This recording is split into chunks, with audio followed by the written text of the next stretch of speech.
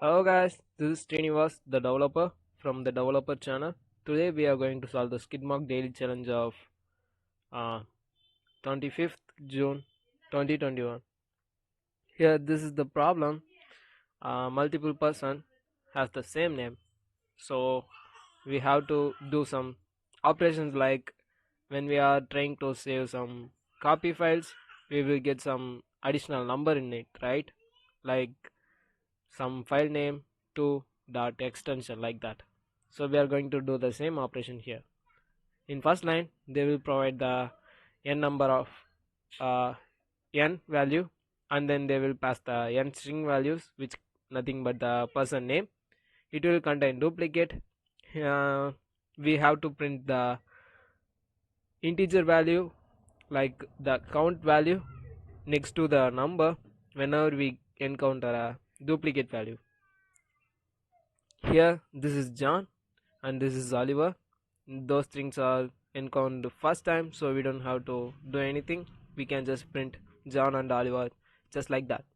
Here this is the duplicate Oliver, so we have to print the second occurred Oliver with number 2, and third occurred Oliver with number 3, fourth occurred Oliver with number 4, and here the John is repeated. Oh, here it comes the fifth, and the John will get the 2. That's it guys, that's it for the theoretical or what logical way. Let's see in a programmatical way how we are going to solve this. First I'm going to get the input for n equal to int of input, and then I'm going to get the name list. This n should be small and this should be small also. Name list equal to an empty list for I in range of n, name list dot append of input of strip. So we can make the shorthand with this.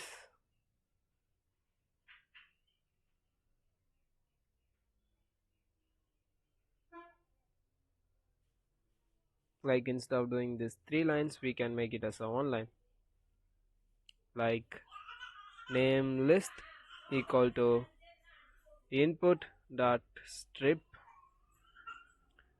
Whenever we are going to make a onliner, we should consider everything in a reverse manner, so we don't need to include this happen because these things are happen inside the list. So next it's a looping statement for I in range of n. Finally we have to make this declaration. That's it guys, that's it, the shorthand operation of or shorthand method of this 3 line. After that we got the name and the value n. We make consider about the dictionary, like counter. It's a long name, right? So I just go with the counter or unique counter. Unique counter. Here this is the dictionary, and we are going to make the operation for I in set of name list,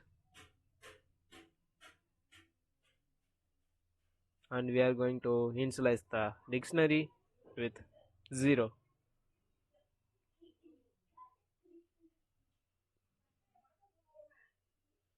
Unique counter of I equal to 0. So if we got John, like we can initialize those values with 1. If we encounter John, it will initialize the value 1, and for Oliver it will be 1.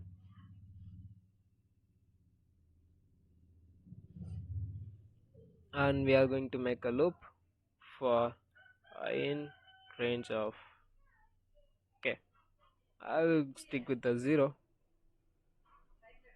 for in list, name list. For in name list,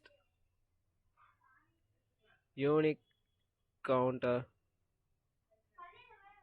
of I plus equal to 1. I'm just incrementing the John and Oliver's count.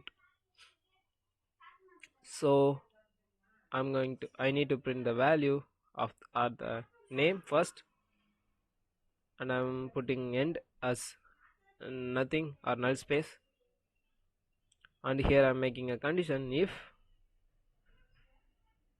unique counter of I is greater than 1, we have to print the count, print of unique counter of I, or else we need to print empty space or a new line. The reason why I specify this if and else condition, if we encounter John for the first time, we just need to print the John itself. If we encounter Oliver for the first time, we need to print the Oliver itself. But for the duplicates, we need to print the count, right?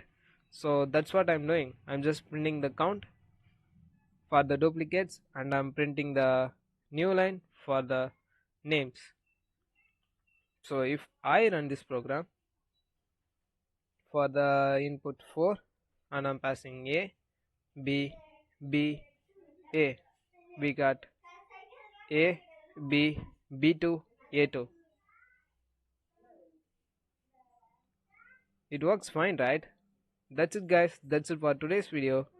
Hope we will meet soon with tomorrow's DC. Until then, bye. I forgot to say, this is the code for you.